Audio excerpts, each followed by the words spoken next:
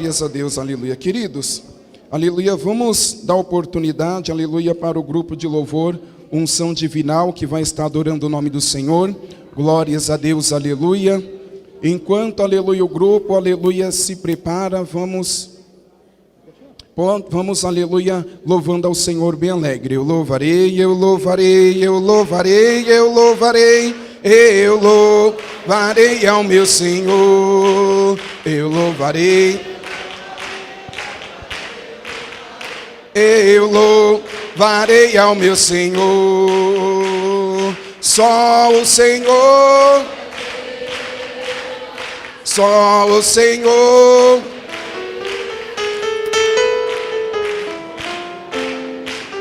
Dizendo que só o Senhor é Deus. Cantemos com muita alegria, dizendo que só o Senhor é Deus.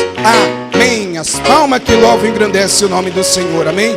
Pode bater palma e dar glória a Deus.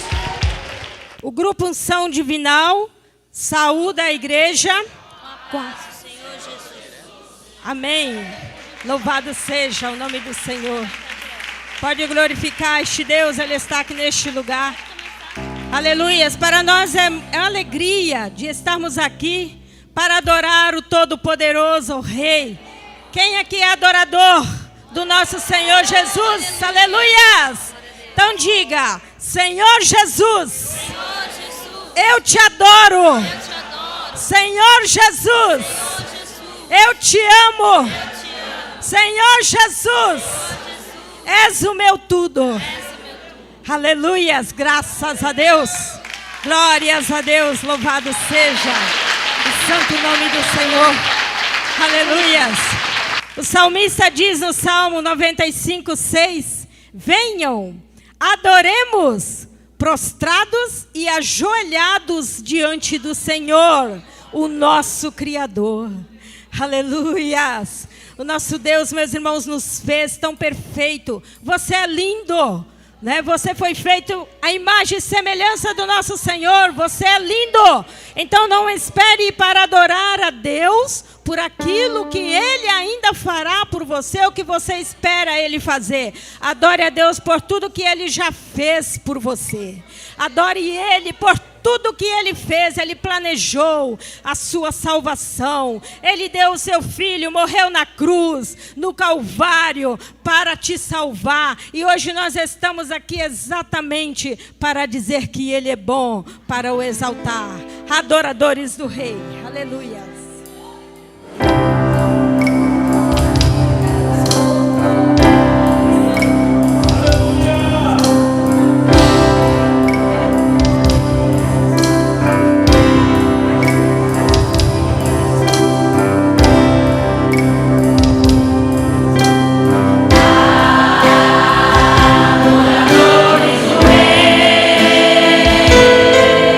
Levantem suas vozes.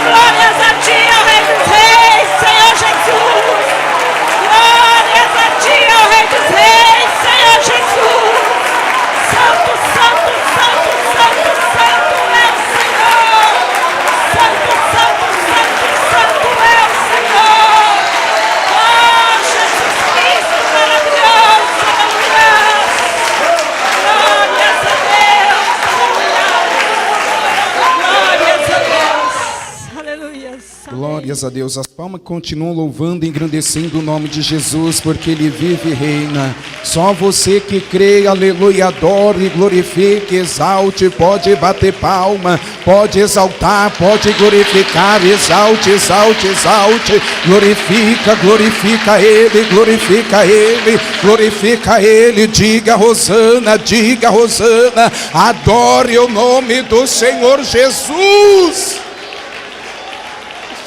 Aleluia, eterno Deus. Quantos creem na vitória de Deus, diga glória a Deus. Quantos creem na vitória de Deus, diga aleluia. Queridos, aleluia, vamos, aleluia, se colocar de pé mais uma vez. Glórias a Deus. Vamos, aleluia, apreciar, aleluia, agora um pouco mais da palavra do Senhor. Aleluia, com a palestra, aleluia, apreciando a precisão da Bíblia. Aleluia, com, aleluia, o palestrante André Barbieri, diretor e professor do CBDA.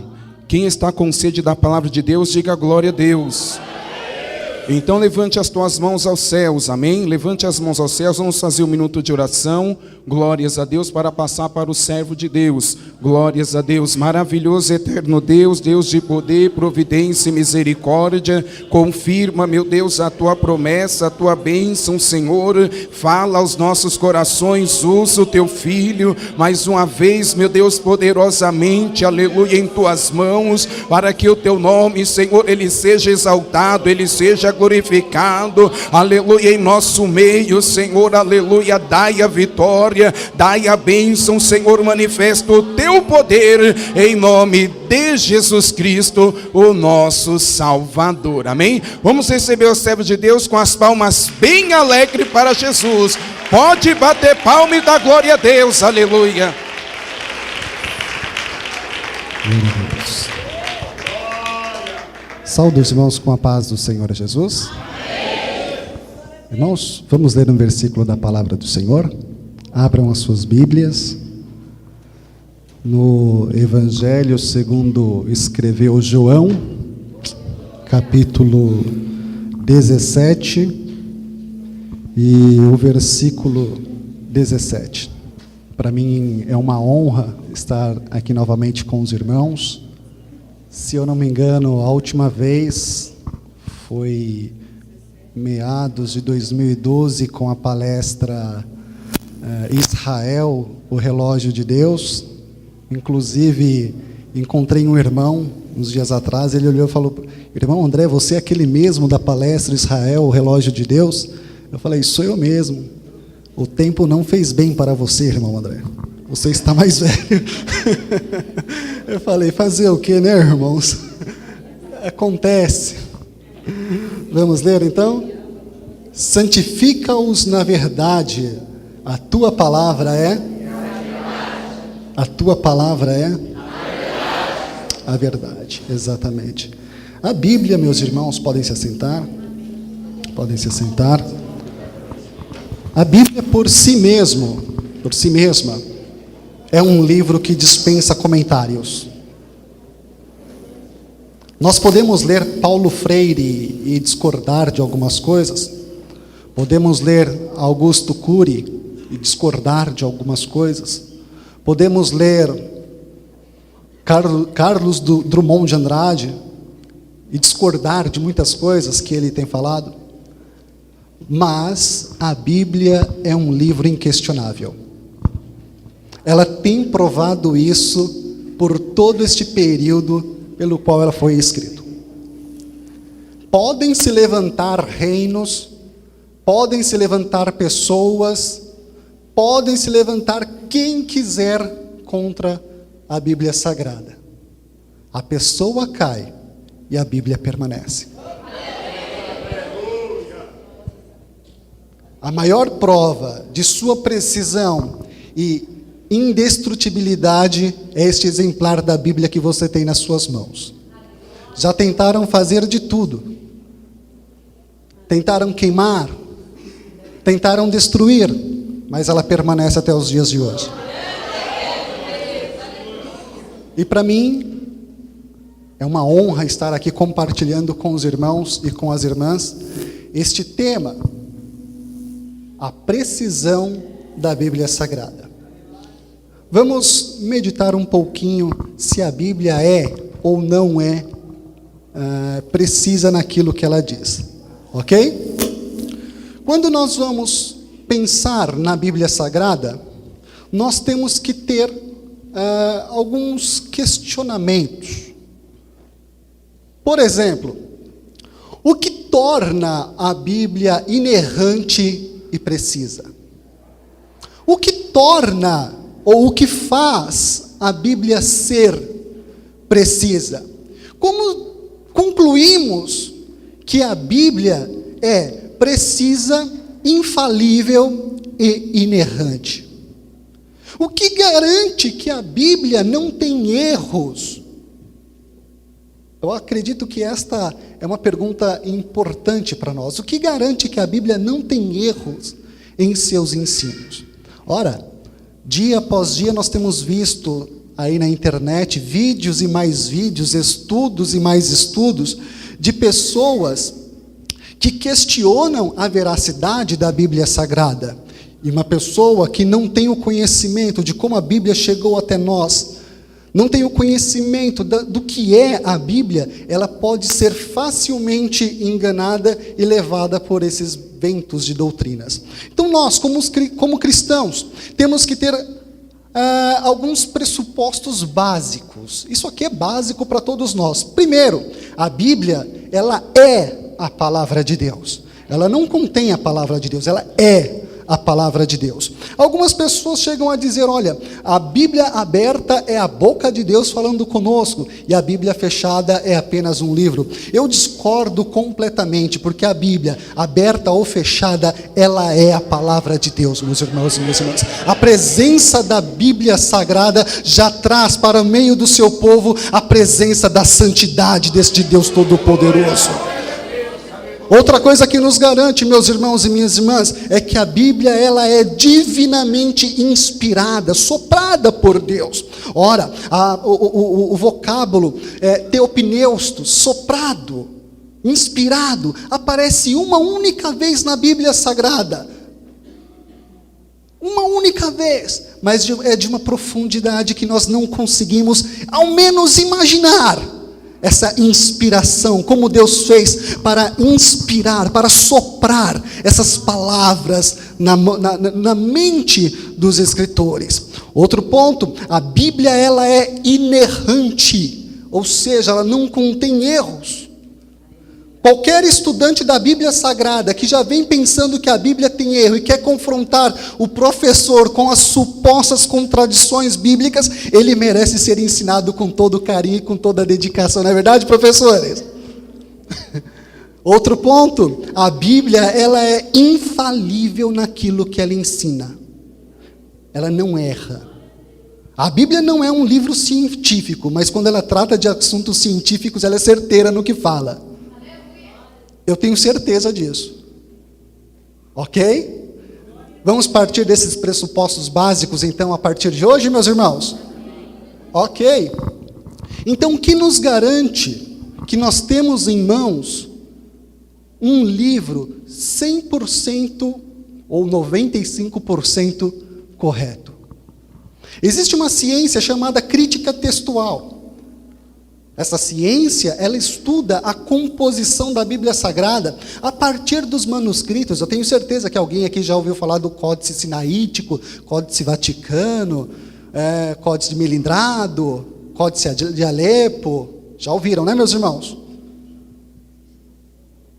Já ouviram, tenho certeza que tem. Então, a crítica textual é o que nos garante que nós temos em mãos um texto que se aproxima, se não 100%, quase 100% do texto original dos dias apostólicos e dos dias de Cristo também. Isso é um motivo de muita alegria. Então, quando nós falamos da Bíblia, nós não estamos falando de histórias de carochinha, nós estamos falando de um livro científico. Não é uma ciência exata, uma ciência humana, muito mais do que isso, uma ciência divina. Devemos ser gratos a Deus, meus irmãos, por termos pessoas que se dedicam a isto. A crítica textual tem em mãos pelo menos 24.970 exemplares de manuscritos. E aí tem alguns camaradinhas que pegam apenas um textinho do papiro 45, por exemplo, e começa a fazer uma crítica textual em cima dele. Ora, para você fazer uma crítica textual, você tem que ter discorrido por pelo menos 24.000 textos, para ver se realmente a Bíblia é exata ou não é. Vamos ver essa composição. Bom, nós temos alguns manuscritos, os gregos, remanescentes, unciais, são escritos unicamente em letra maiúscula. Nós temos 307 exemplares de manuscritos unciais. Nós temos 2.860 exemplares de manuscritos escritos em letras minúsculas. Nós temos 2.410 lecionários. Irmão André, o que é lecionário? É a apostila da antiguidade. Pequenos textos. Temos 109 papiros. Já ouviram falar de papiros também, né, irmãos? Ok.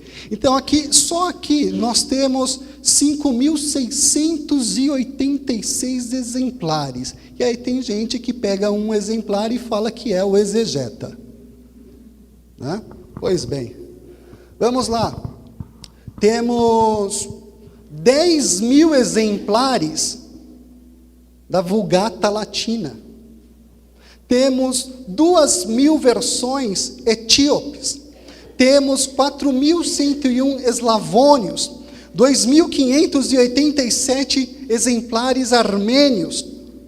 Temos 350 da versão síriaca. Temos 100 da versão copta, ou egípcio antigo. Temos 75 exemplares na versão árabe.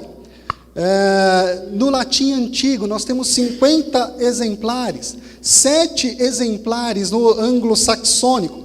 Gótico, 6. Sogdiano, 3. Síriaco antigo, mais 2 exemplares. Medo-persa, mais 2 exemplares. E frâncico, mais 1 exemplar. Temos aí, só em outros idiomas, 19.285 exemplares. Juntando tudo, 24.970 exemplares. É coisa demais, meus irmãos. É coisa demais. Talvez nem as artes rupestres cheguem a tantos exemplares quanto a Bíblia Sagrada tem em tão pouco tempo. Ok? Vamos lá. Como que a crítica textual analisa esses textos? Bom, eles analisam o tipo de material, porque em cada época houve-se um material diferente, a sua textura, a sua cor, o tipo de escrita, pontuação, a linguística, o tamanho, se é maiúsculo, se é minúsculo, a ornamentação textual, a cor da tinta. Sabia que isso até a cor da tinta influencia na datação e na veracidade de um manuscrito? Existem manuscritos escritos em dourado. Se os irmãos procurarem na internet, vão poder visualizar lá a foto, é muito bonito. A datação, o local onde o manuscrito foi encontrado, a semântica do texto e por aí vai. Então não é apenas pegar uma palavrinha para dizer se é ou não é. Tem todo um processo para saber qual é o melhor manuscrito. Algumas pessoas chegam a dizer, olha, o melhor manuscrito é aquele que é mais antigo. Será? Existem manuscritos do ano 900 depois de Cristo que são muito melhores do que manuscritos do ano 150. Por causa da sua composição, por causa da sua escrita, do texto como está escrito. Bom, a análise de um texto não se faz da noite para o dia. É algo que demanda anos. E uma pessoa sozinha, ela não consegue fazer. Uma pessoa sozinha não consegue analisar a veracidade de um manuscrito. Provar um manuscrito é mais ou menos como participar de uma bancada examinadora, onde cada examinador pega o seu texto, lê, se questiona e te questiona também, para que a bancada chegue a uma conclusão final. E todos esses examinadores, eles têm a responsabilidade, a incumbência de transmitir para nós da atualidade a mensagem original do texto sagrado.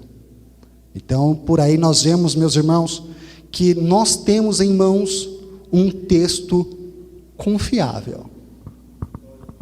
Quais são os tipos de texto que nós temos? Nós temos vários. Vamos ver como que nós chegamos até ele. Um crítico, Wagner, diz que o historiador é como uma pessoa que tem em suas mãos um quebra-cabeça, cujas peças, algumas estão faltando e outras estão quebradas. Será que nós conseguimos, de imediato, deduzir qual é a forma correta? O historiador, ele tem isso em mãos. Muitas vezes ele parte de uma hipótese para chegar a uma conclusão. Então não é uma tarefa fácil. Tá ok? Qual é o primeiro tipo de escritos que nós temos? Nós temos na Bíblia. São cópias livres, ditadas ou escritas pelos próprios apóstolos ou pelos seus secretários. Isso é muito interessante, meus irmãos e minhas irmãs. Por quê? No tempo apostólico, foi determinado, isso foi provado, foi descartado a possibilidade deles terem contratado, dos apóstolos terem contratado escribas profissionais. Então ele se valia da disponibilidade dos irmãos que compunham a igreja. Algo muito parecido com hoje, não é verdade? Muitas vezes nós dependemos também da generosidade dos nossos irmãos. Tem aí alguns versículos que comprovam isso, Paulo ditando, Paulo falando, Pedro falando e assim por diante, tá bom? Então, quando nós temos alguém falando, a probabilidade de alguém escrever errado é pequena ou grande? Sim ou não? É grande? Ok. Então, a partir deste momento, nós começamos a ter as primeiras variantes do texto bíblico, onde o crítico textual ele começa a olhar e falar: tem alguma coisa errada por aqui. Paulo não falaria isso, Pedro não falaria aquilo. E pela falta de um revisor, né, os textos eles começaram a ser copiados de maneira com essas variações linguísticas e de vocabulário também. Mas isso é normal.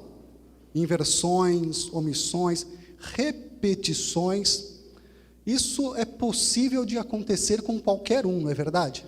Outro dia eu comprei um livro de um escritor muito famoso, né, um escritor evangélico, e ele teve a coragem de jogar no seu livro lá, provavelmente no Google, e saiu lá, formulário Coca-Cola no livro e mandou imprimir. Alguma coisa nesse sentido. Então, eu falei: irmão, tem alguma coisa errada aqui nesse seu livro. Que negócio é esse de Coca-Cola? Já tinha Coca-Cola naquele tempo? Ele falou: não, irmão, aqui essa tradução. Aí eu falei: eu sei. Acontece.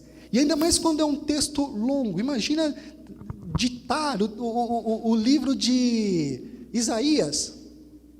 Será que 2 livros poderiam sair iguais? Sim ou não? Não. Então, por que será que tem gente falando as deturpações disso, as deturpações daquilo outro? Não é deturpação.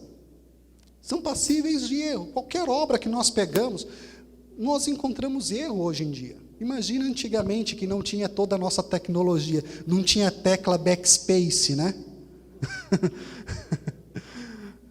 Tá certo, irmãos? Tudo bem até aqui? É meio técnico, difícil, né? Mas tá dando para entender? Eu estou sendo mais simples possível. Ok. Outro ponto, que também se parece muito conosco, irmão Rodrigo, muitas vezes nós não temos o cuidado com a exatidão literal do texto. Muitas vezes, os apóstolos, os discípulos, eles faziam citações vagas das Escrituras, e aquilo era copiado. E hoje chega alguns críticos dizendo, não, isso não está escrito na Bíblia. Lembra, mas não é. Muitas vezes nós fazemos desta forma também, não é? Vamos ver o que disse Jerônimo. Aqui, posso ler com os irmãos? Jerônimo diz o seguinte: a letra não é nada sem o significado comunicado por ela. E que, nesse caso, o livro é para o homem, e não o homem para o livro. Não sei se vocês entenderam, mas Jerônimo quis dizer o seguinte: sem o Espírito Santo, a palavra não é nada. Né?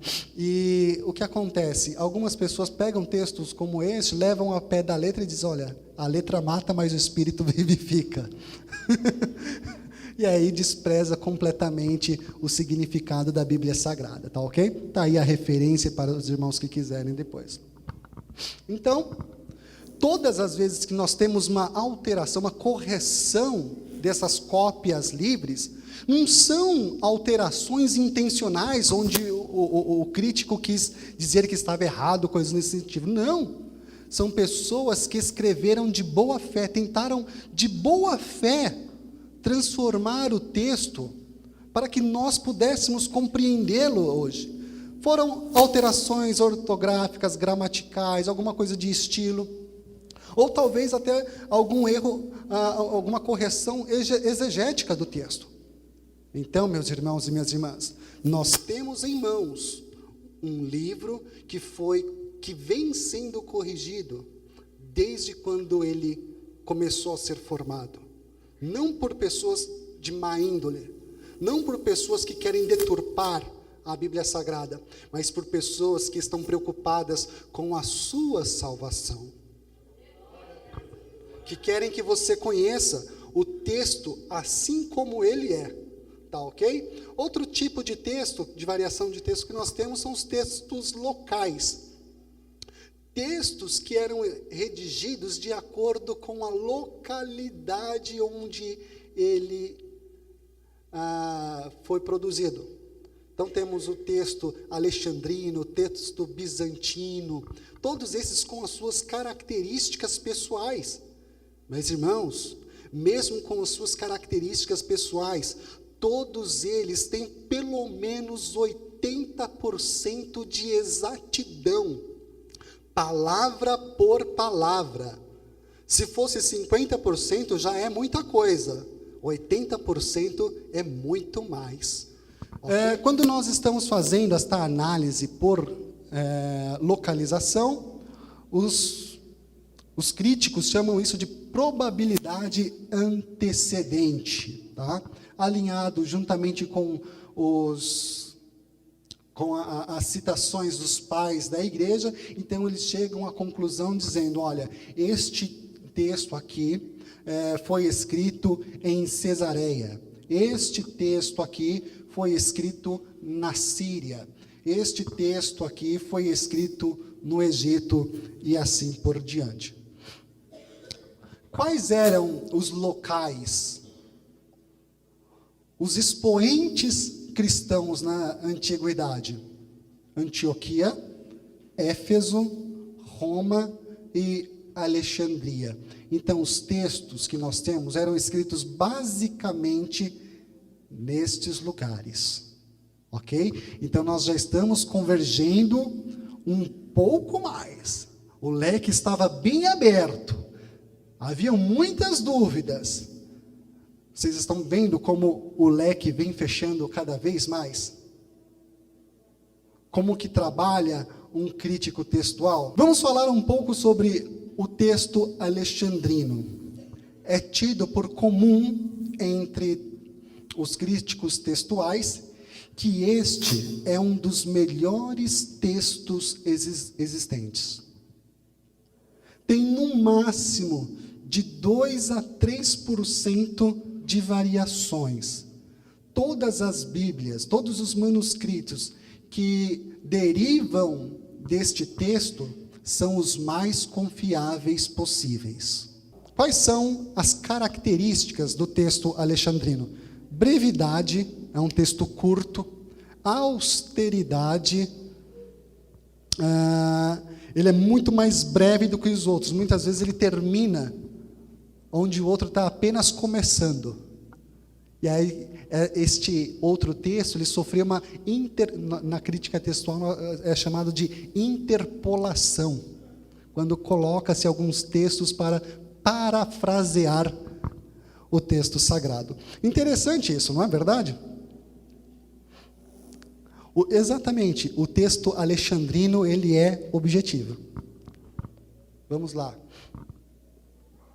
Quais são os exemplares que nós temos hoje mais conhecidos? Os códices de Vaticano, o Sinaítico e os papiros de Chesterfield e Bodmer. Nomes difíceis, né? Mas esses aí são os melhores manuscritos que existem até hoje. Então, o Códice de Alepo, Melingrado. O melhor é este aqui. Ok? Tudo bem, meus irmãos? Vamos lá. Temos também o texto ocidental. Praticamente na meados do século II, né? Nos países em sua maioria da Europa, os países latinos. Este texto, ele sofreu muitas alterações. Aí o crítico textual, com seu quebra-cabeça em mãos, ele começa, isso aqui tem muita coisa. O que está acontecendo aqui? Apenas o texto de Atos dos Apóstolos, ele é 10% maior. Porque houveram mais interpolações, mais explicações. E quem basicamente utilizou foi Marcião. Já ouviram falar dos marcionitas? Taciano, Irineu de Leão, Tertuliano e Cipriano, não é o São Cipriano. Foram eles que utilizaram, né? Este texto. A característica principal do texto ocidental é a sua paráfrase, o parafraseado, o enriquecimento da narrativa. Isso hoje nós chamamos de encher linguiça. Exatamente. Ele fala, não, dar-se-vosão e dar-se-vosá, coisas nesse sentido, né? Muda o que quis dizer? Não, mas basicamente é isso. Algumas vezes também enxertado no texto alguns fatos autênticos que vieram pela tradição cristã, dos pais da igreja, e alguns itens até mesmo apócrifos. Isso faz deste texto não ser tão confiável assim, por causa dos apócrifos, tá bom? Bom, temos também o texto cesairense, basicamente é uma versão mais simples do texto alexandrino, tá? E foi muito utilizado por Orígenes. Já ouviram falar de Orígenes? Amém? Ok, então o próprio Orígenes levanta esta possibilidade. Temos também o texto bizantino. O texto bizantino é o texto mais polido que nós temos. É o texto mais bonito que a crítica possui. Sabe, se fosse falar no português, aquele português bonito, que a pessoa fala e você não entende nada do que ele está falando, usa aquele linguajar, a colocação dos verbos, a concordância verbal, nominal, que a gente aprendeu na escola e quase não usa, né? Basicamente, esse é o texto bizantino. E a maioria das Bíblias hoje derivam deste texto. Né? Ele foi tido como o mais trabalhado, né? Dizem que foi por Luciano de Antioquia, e foi o mais robuscado. Olha só as características dele. A principal é a suavização. Tira-se a robustez, né? E fala assim, ao invés de falar Deus matou, Deus tomou para si. Fica mais bonito, né? Fica mais poético. Basicamente são estas as alterações. Mas dá para entender o texto ou não dá, irmãos? Dá, é muito simples, é muito tranquilo, né? Então eles só trabalham um pouquinho mais o texto, eles só trabalharam um pouco mais o texto para deixar naquela linguagem clássica, né? Que todos nós não entendemos quase nada. Vamos lá. Em meio a tudo isso, e aí, como que eu fico? Texto alexandrino, cesarense, bizantino, ocidental, o que eu sigo?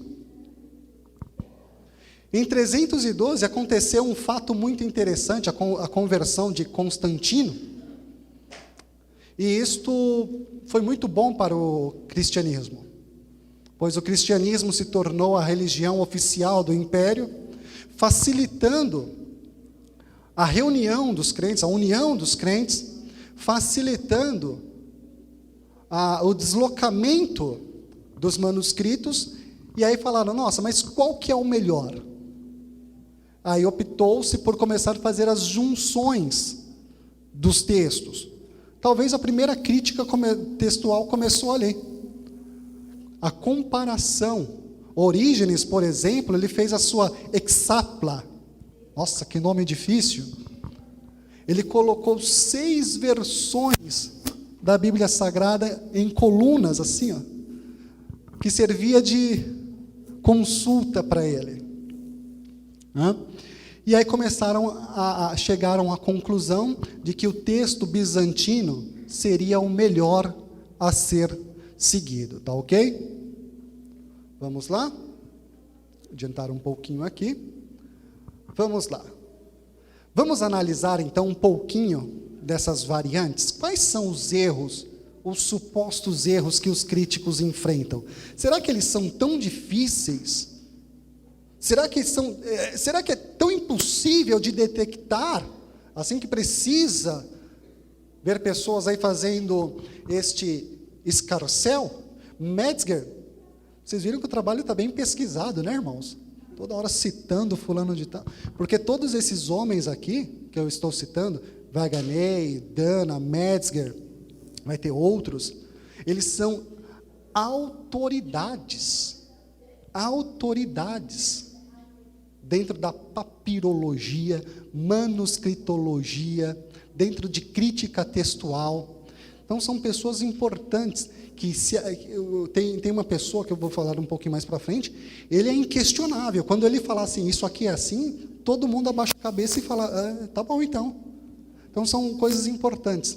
Metzger, ele diz, olha, para o médico dar um diagnóstico, né, ele tem que saber qual é a causa da doença. Da mesma forma a crítica textual, ela tem que saber exatamente qual o problema para poder corrigir. Vamos ver? Existem as alterações acidentais. É um acidente, é um lapso. Eu mesmo, se eu tirar aqui o telão da frente, aqui, eu vou cometer um lapso de memória e não vou lembrar de mais nada. E você vai ver que tem uma alteração que é por causa disso. Ele esqueceu, a mente do escritor o traiu. Então, por isso que é bom a gente ter sempre onde recorrer. Tá ok? Agora, imagina um texto corrido, sem pontuação, com caracteres estranhos, num material todo corrompido, gasto, faltando pedaço. Como será? É muito mais complicado, não é? É assim que a crítica textual trabalha, meus irmãos. Complicado, mas não é impossível. Vamos ver o primeiro aqui. O primeiro, equívoco visual. Vocês estão vendo essas letrinhas aí? Vocês conseguem enxergar? Um texto uncial, ele é escrito com caracteres assim. Vocês estão vendo o alfa maiúsculo, que é o A? Vocês estão vendo o delta maiúsculo, que é o triângulo? Estão vendo? São muito parecidos. Batendo o olho, dá para errar ou não dá? Vocês estão vendo eta? Não é o etanóis, nem etanol. Né? Estão vendo soma? Não são parecidos? Dá para levar em consideração ou não dá, irmãos? Dá para criticar um escritor por causa disso ou não? Claro que não. Até eu, até nós. Qualquer um hoje em dia cometeria isso. Temos também a paráblese, né, que é pular uma frase, uma palavra, porque anterior a ela tem uma parecida. E aí a pessoa, não, está faltando aqui, ó, no Códice Vaticano está escrito, grande é a Diana dos Efésios, grande é a Diana dos Efésios, 2 vezes. E aí na nossa Bíblia tem uma vez só. Aí o camarada pega, não, o Códice Vaticano está certo. Porque lá tem 2 vezes, mas é só lá que tem 2 vezes.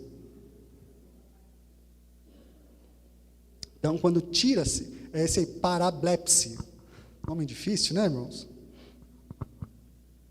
Tem também a ditografia, que é a repetição de palavras ou de frases. Vocês conhecem algum versículo que tem uma repetição?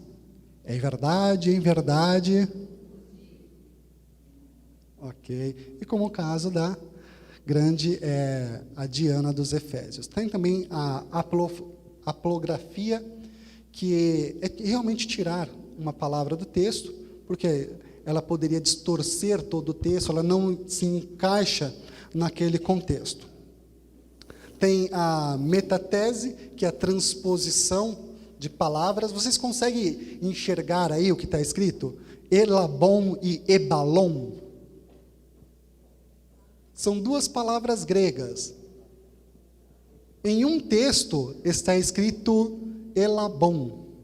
Aí chega o copista e copia ebalon. Eu já fiz muito isso, irmãos. Já fiz muito isso. É a coisa mais normal do mundo.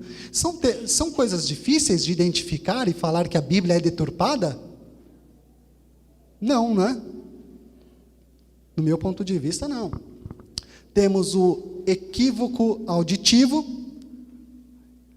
que é quando você escuta alguma coisa e escreve outra. Sabe quando alguém fala alguma coisa para você e diz, hã? Aí você pede para a pessoa repetir. Isso aconteceu muito. Ainda mais quando nós temos o grego no tempo dos apóstolos, algumas sílabas, algumas letras, elas tinham o som muito semelhante. E aí eles acabavam escrevendo errado. Isso acontece até hoje. Chama-se iotacismo no grego moderno. Equívoco de memória, não preciso nem falar o que é, né, irmãos? Às vezes a gente vai com tanta sede ao texto, acreditando que é aquilo lá, e na verdade não. Às vezes nós temos um lapso de memória e o texto não é aquilo que nós dissemos.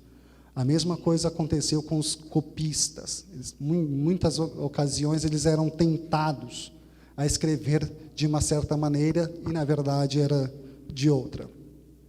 Equívoco de julgamento.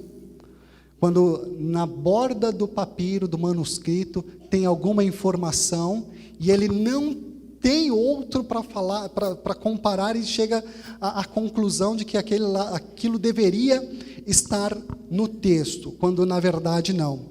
Né? Isso basicamente é defendido por Metzger e Greenlee sobre o anjo que movimenta as águas no tanque de Betesda.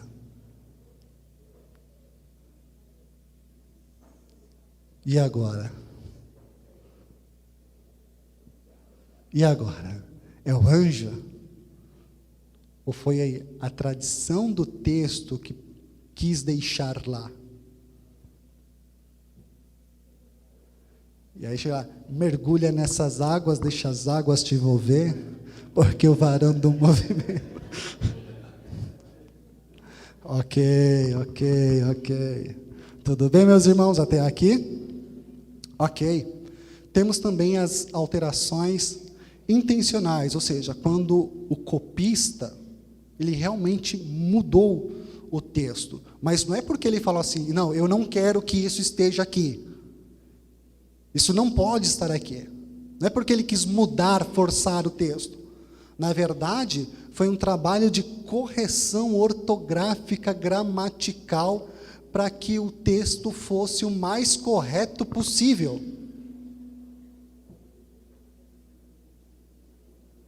Tá bom? Estou vendo que tem algumas pessoas dormindo. Me perdoe por isso. Minha palestra é muito técnica, mas este é só o começo. Ok? Temos, dentro desse tipo de variantes, existe a harmonização textual e litúrgica. Né? O texto, ele foi trabalhado para que todas as passagens fossem mais harmonizadas possíveis. Os evangelhos sinóticos é um exemplo disso. Quando nós lemos Mateus, Marcos e Lucas, são muito parecidos, não é verdade? Temos também a conformação do texto com a liturgia, para que um texto fosse lido de forma doxológica, para quem gosta de termos teológicos, né? A doxologia na adoração. O que é a doxologia? É uma forma de adoração, né? Então, eles acrescentavam alguns textos para que a passagem ficasse mais bonita. Quer saber um exemplo? Sim? Porque teu é o reino, o poder e a glória para todos sempre. Amém.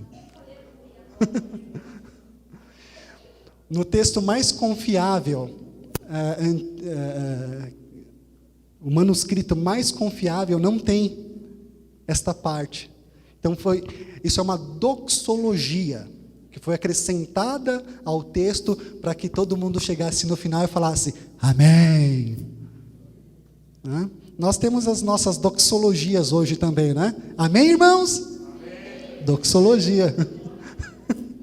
Bate palma. Doxologia.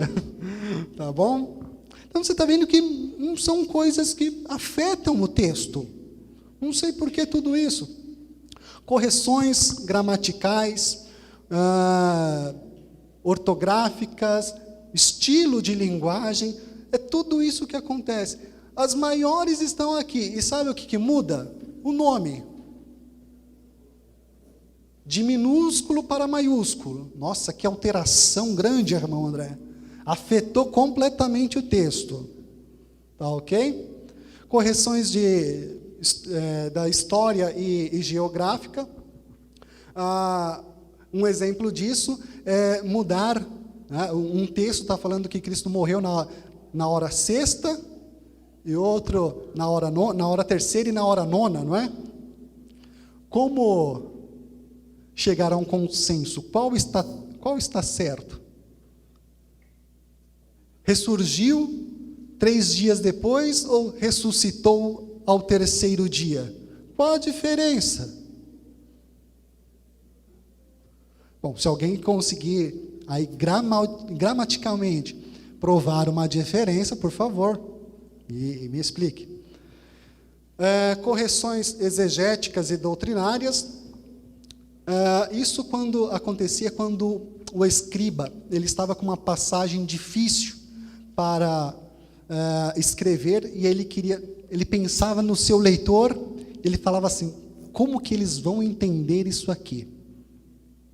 Ele tentava explicar a passagem. O mistério de Deus, vírgula, Cristo. Paulo deixou escrito assim. Aí os escribas, o mistério de Deus é Cristo. O mistério de Deus em Cristo. O mistério de Deus. E aí tentavam, ao invés de deixar só o mistério de Deus, vírgula, Cristo, a gente consegue entender, não é verdade? Então vamos lá. Interpolações, que é acrescentar algumas notas marginais, algumas informações no texto, não com a intenção de deturpar, mas sim com a intenção de lapidar o texto, completar o texto para o leitor. Vamos lá, essa interpolação. Temos 2 manuscritos, o manuscrito 1518 e o manuscrito 603.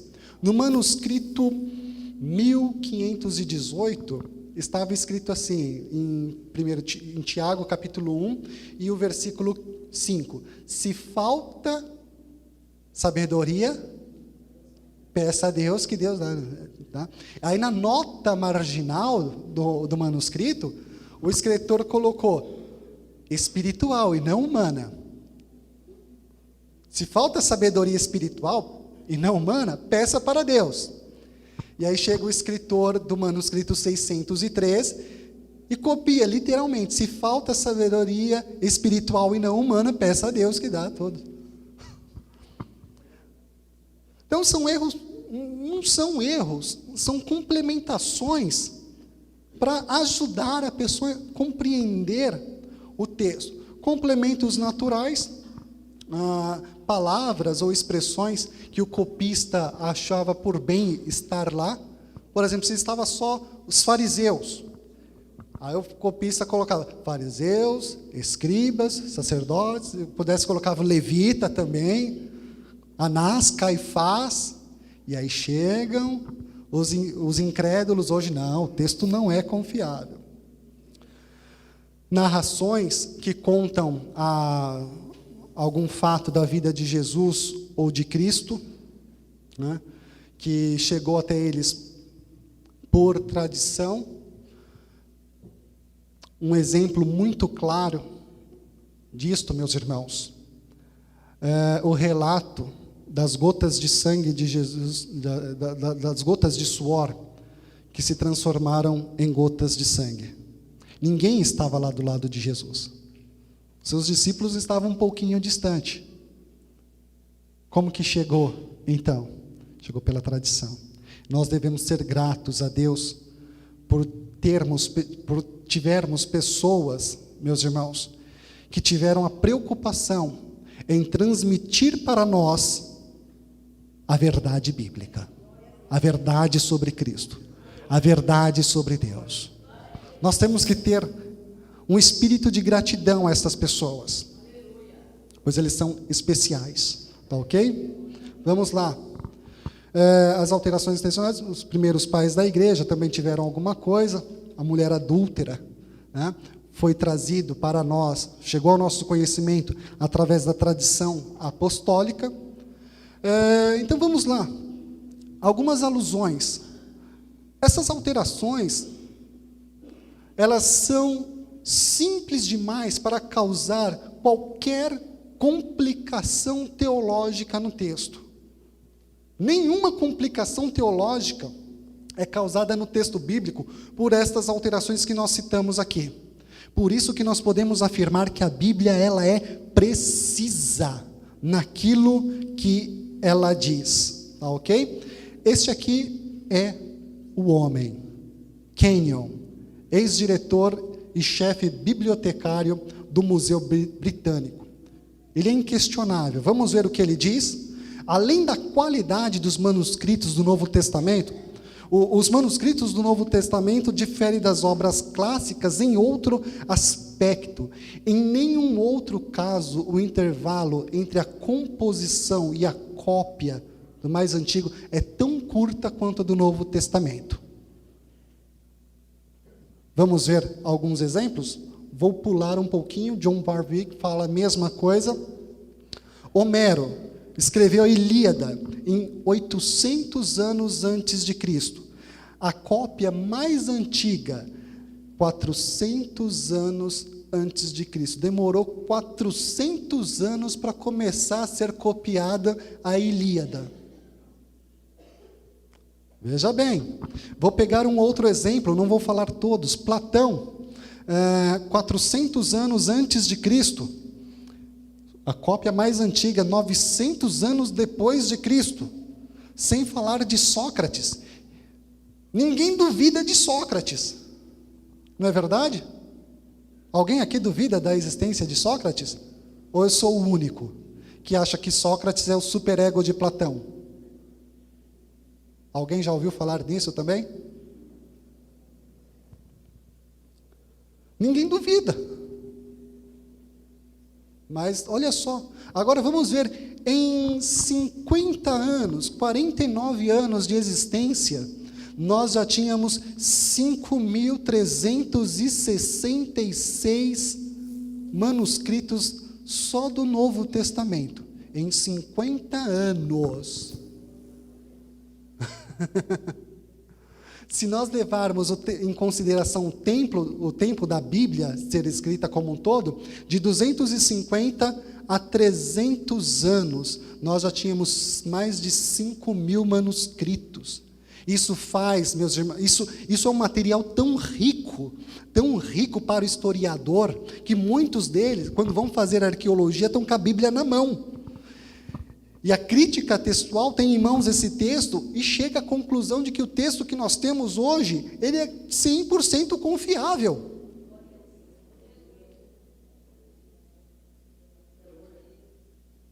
Ok? Olha só, Platão, em 1.300 anos, só tem 7 exemplares. 1.300 anos, irmãos. Aí quando eu falo que em 50 anos nós temos 5.000, ninguém dá glória a Deus. Ok. Se houve muitas alterações no texto, esta grande quantidade de cópias torna a Bíblia Sagrada o livro mais completo e mais bem registrado da história. E isso torna a Bíblia uma fonte confiável naquilo que ela ensina. A Bíblia é precisa. Os rolos do Mar Morto, já ouviram falar? Olha só, foi encontrada uma cópia com mais de 1000 anos da cópia mais antiga que nós temos. A cópia mais antiga que havia antes do descobrimento dos rolos do Mar Morto. 900 depois de Cristo. Com a descoberta dos rolos do Mar Morto. 125 antes de Cristo. Irmãos, você pode colocar um do lado do outro, palavra por palavra. Palavra por palavra. Deus preservou a sua palavra por mais de 1000 anos.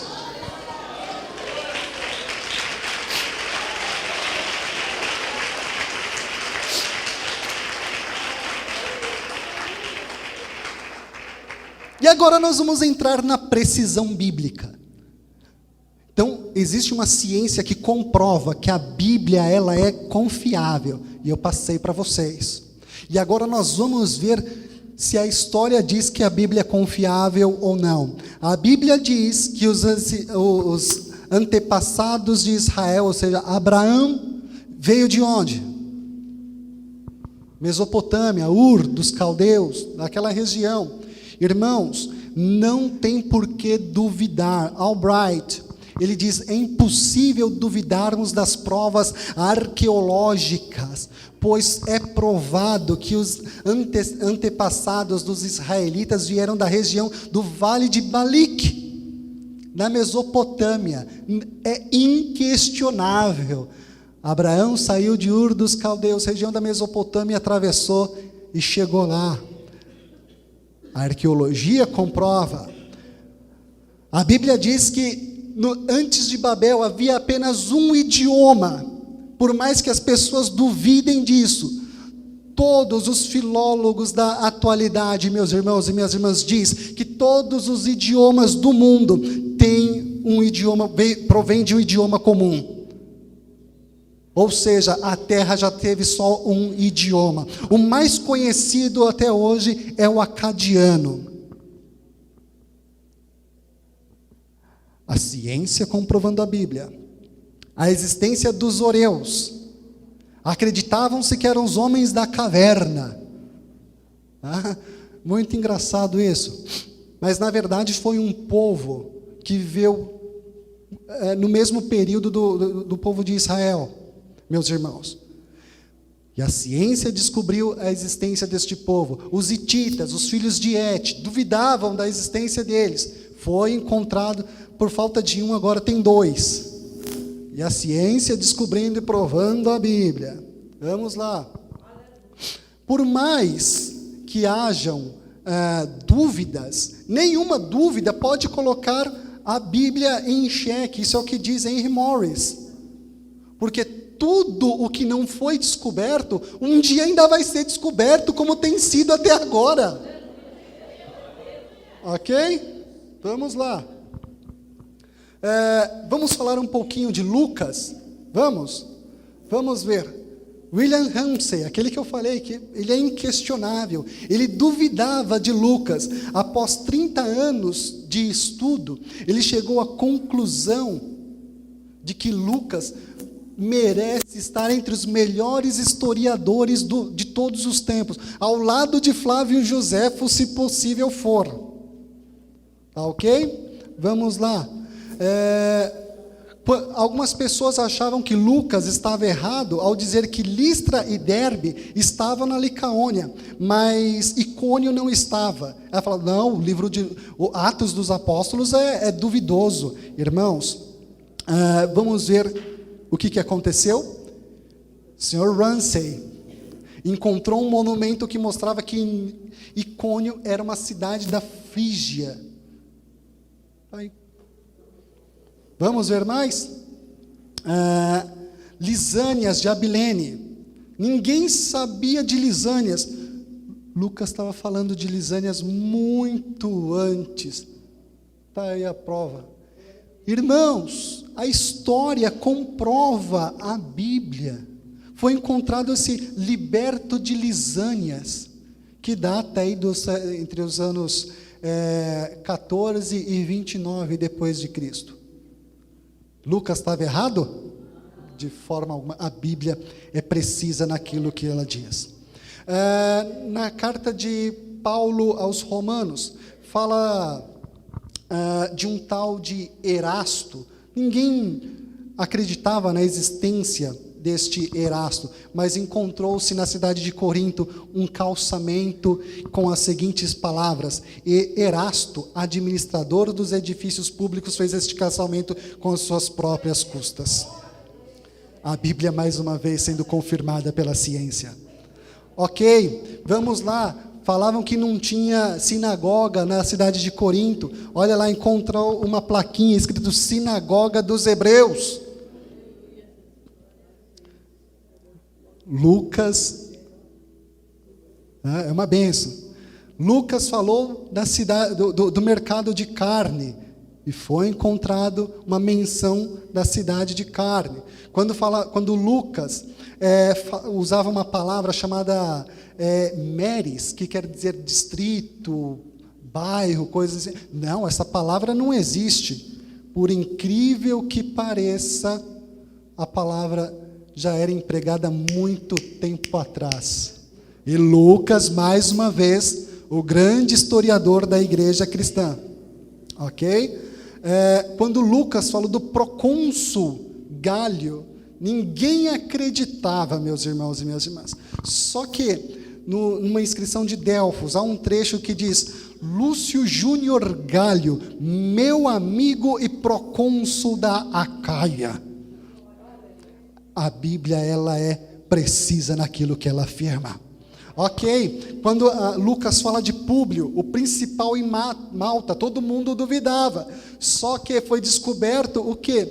Algumas inscrições que davam a Públio o título de homem principal da cidade.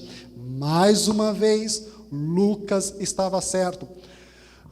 Foi dito sobre a palavra politarxas ou politarxis. Não, lá em Tessalônica nunca se usou essa palavra. Lucas está errado. Ok. Só que foi encontrado 19 inscrições utilizando a palavra politarxis. E por incrível que pareça, 4 delas estavam em Tessalônica. Ok, o pavimento onde Jesus foi açoitado, nunca ninguém, as pessoas, não, esse pavimento nunca existiu. Após escavações feitas, foi descoberta a fortaleza de Antônia, que talvez alguns dos irmãos aqui já possam ter escutado, e lá foi o lugar onde Cristo foi açoitado pelos romanos. Mais uma vez, a Bíblia estava certa. Ok, meus irmãos e minhas irmãs, é motivo de alegria termos um livro tão confiável como a Bíblia Sagrada, não é?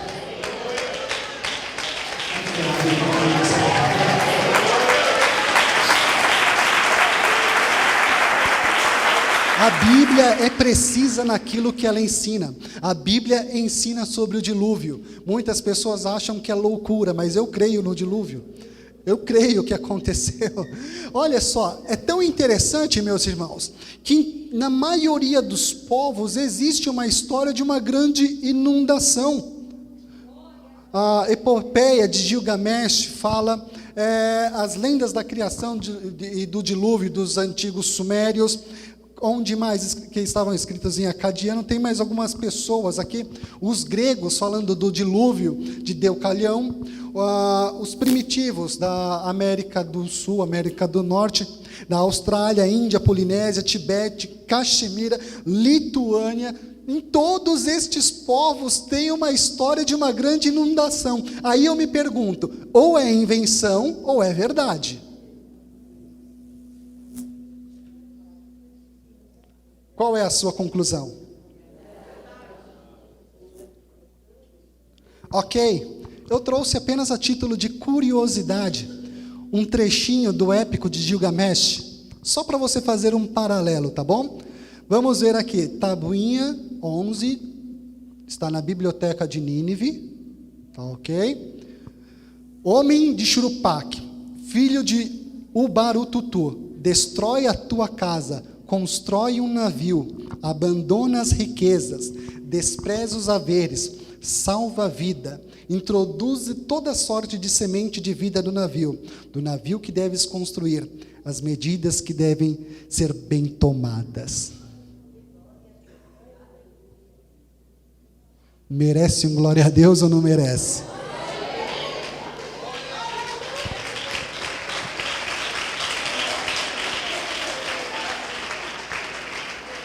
Este aqui é um dos textos mais antigos da humanidade, descoberto há pouco tempo atrás, o épico de Gilgamesh.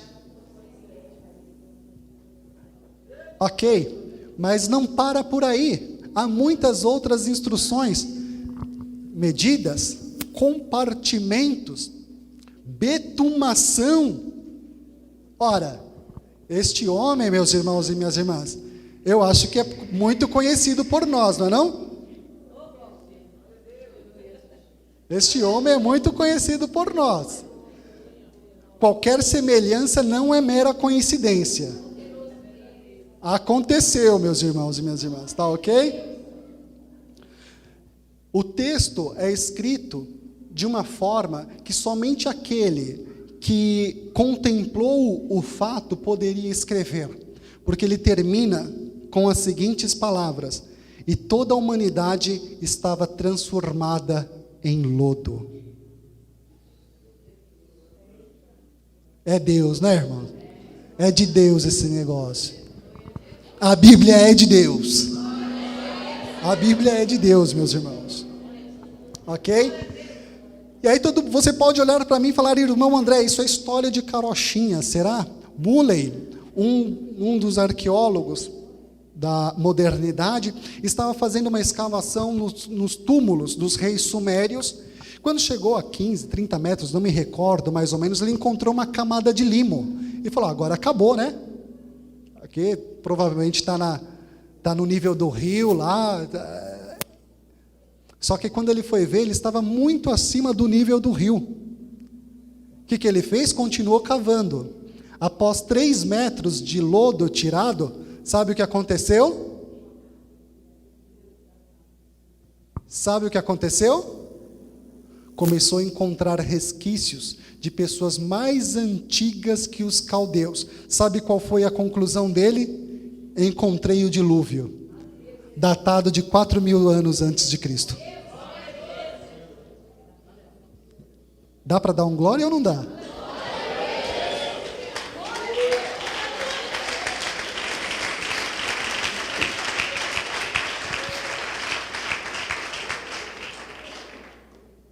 A história mostra a precisão da Bíblia. A Bíblia é infalível naquilo que ela ensina. Ok? Eu poderia... Satanás está derrotado, né? Sabe nada, inocente. Vamos lá, meus irmãos. Eu poderia falar aqui muitas das profecias que se cumpriram apenas em Jesus Cristo. Aqui são profecias apenas em Jesus. Vamos ver só algumas. Nascido de mulher, Gênesis 3,15, nasceu a semente da mulher? Nasceu ou não nasceu? Ou você tem dúvidas ainda? Ele seria chamado de profeta em Deuteronômio capítulo 18, versículo 18. Ele foi profeta ou não foi? Ok. Ele seria chamado de Emanuel, Deus conosco. A matança das crianças inocentes, tudo isso profetizado e se cumpriu. Isso só em Cristo. Olha só o tantinho, tá bom? Eu não vou ler todas por causa do tempo. Tem mais esse aqui, tá bom? Mais esse aqui e mais esse aqui. E aí acabou. Tá ok? Isaías profetizou que ele seria sepultado no túmulo de uma pessoa rica. Isaías 53, versículo 9. O que aconteceu? José de Arimateia falou assim, olha, pode deixar ele lá.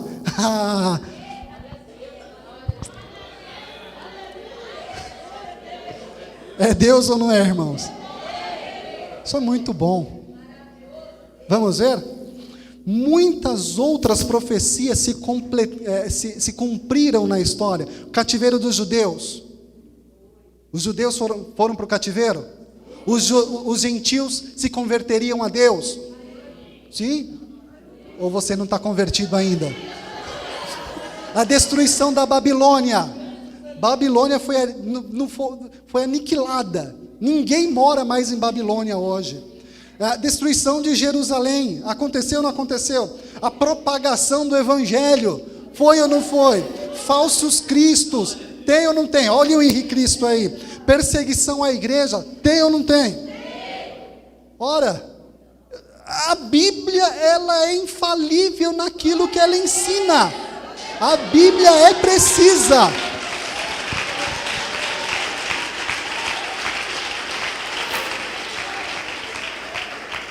Ok, se isso não te convenceu, vamos falar um pouquinho sobre Daniel. Vamos ver se Daniel te convence. Vamos lá. Daniel previu 4 impérios e todos eles surgiram. Daniel viu a estátua, cabeça de ouro, Babilônia. Estava lá, Babilônia, né? Mas depois viria outros. Não seria tão forte como o Senhor, Nabucodonosor, mas vão ser fortinho, né? Faltou leitinho para eles, né? Não tinha um maná muito bom, tá? Mas vai ter também. Vamos ver aqui os 3 que vieram depois. De fato, quais são, meus irmãos? Deixa eu ver se eu lembro aqui, que eu não lembro de cabeça.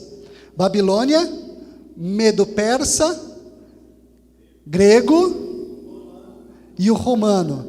Aconteceu ou não aconteceu? Demorou? Falhou em alguma coisa?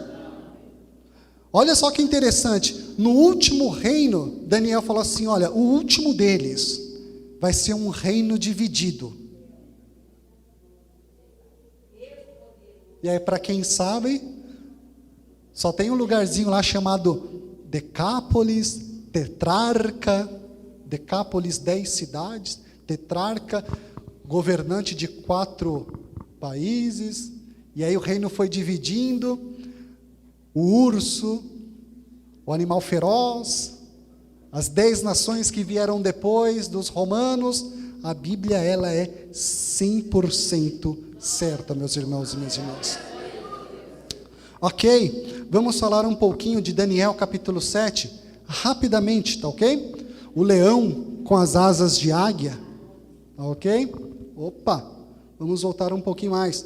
Que seria destruído pelo urso, com as 3 costelas, o Império Medo-Persa, ok? Essas 3 costelas é o quê? O governante de Lídia, Babilônia e Egito. Olha a precisão da Bíblia. Nem o melhor cirurgião teria tanta precisão quanto a Bíblia Sagrada. Ok? E o leopardo com 4 asas? O que são essas 4 asas? Interessante, né?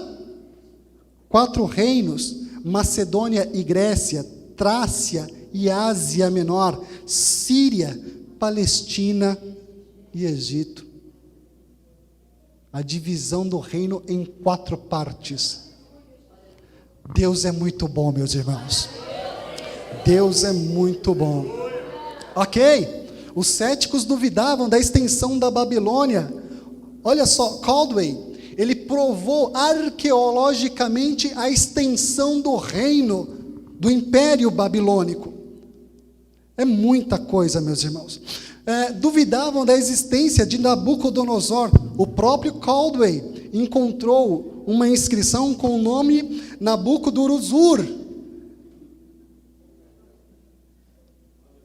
O que é Nabucodonosor?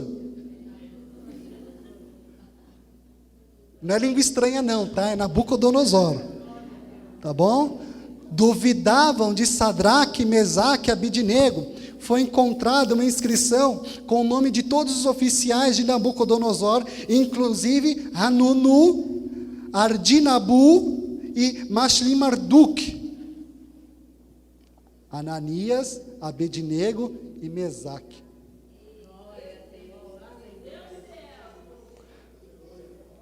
De quebra, tá bom? Essa tabuinha lá, esse artefato, está lá no Museu de Istambul, na Turquia. Se você pagar para mim, eu vou lá, tiro foto e trago para você ver. Tá ok? Ok. Então, diante dessa precisão dos fatos passados, agora eu tenho certeza que você vai acordar. Eu tenho certeza que os fatos futuros, meus irmãos e minhas irmãs, também vão se cumprir diante dessas provas esmagadoras que tira qualquer cético do sono, tira o sono de qualquer cético.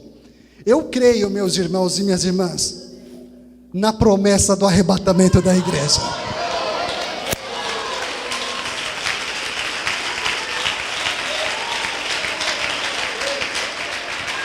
Eu creio que Ele virá para nos arrebatar. Eu creio na literalidade que Jesus raiará por essas nuvens. Ele não tocará o chão, mas a igreja subirá para se encontrar com Ele nos ares. Eu creio.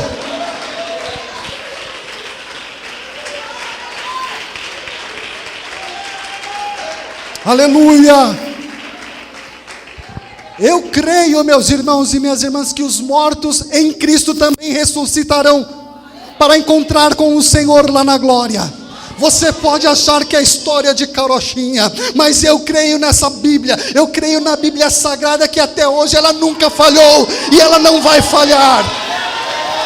Se ela falou que nós vamos subir, nós vamos subir. Se ela falou que vamos ressuscitar, nós ressuscitaremos. Aleluia, aleluia. Eu também creio, meu irmão e minha irmã, que a Bíblia diz que todos aqueles que não aceitarem o nosso Senhor Jesus Cristo, eles serão lançados no lago de fogo. Eu creio também que os ímpios, meus irmãos e minhas irmãs, que se não se arrependerem, terão a perdição eterna, porque a Bíblia falou, e por isso que eu guardo, por isso que eu cuido da minha alma, por isso que nós devemos guardar a nossa salvação, aleluia, porque o Senhor não tem prazer naqueles que voltam atrás, Deus não tem prazer naqueles que praticam impiedade.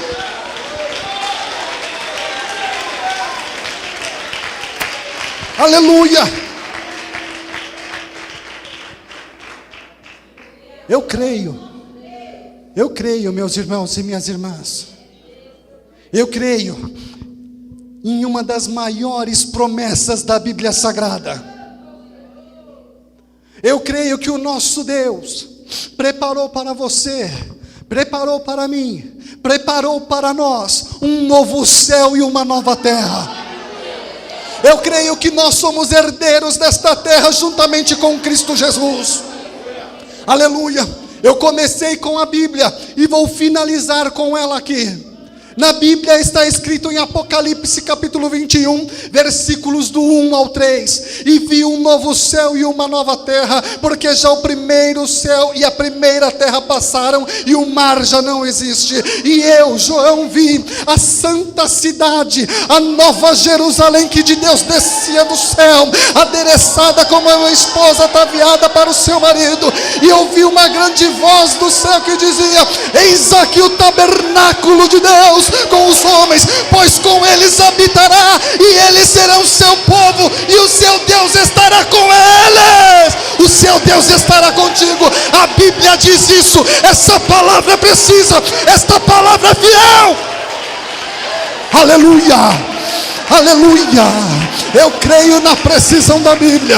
A Bíblia é precisa em tudo que ela diz, em tudo que ela afirma. Jamais um tio cairá desta palavra sem que ela não se cumpra, meus irmãos e minhas irmãs. Aleluia, aleluia, glória a Deus. O nosso Deus é fiel. Me perdoe, meus irmãos, me perdoe. Mas é isso que acontece quando a gente fala da Bíblia Sagrada.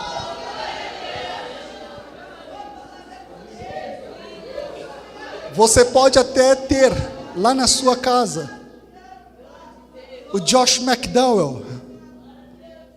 Você pode até ter aquele livro lá, Uma Igreja com Propósito, Uma Vida com Propósito, Rick Warren, se eu não me engano. Você pode ter até lá a Divina Revelação do Céu, a Divina Revelação do Inferno, qualquer coisa dessa.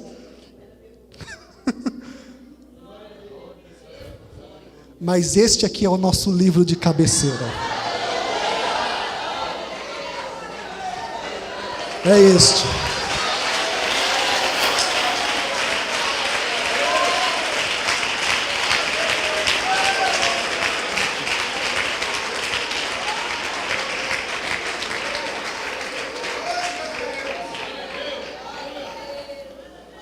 E apenas para concluir, crente que não lê a Bíblia não é crente.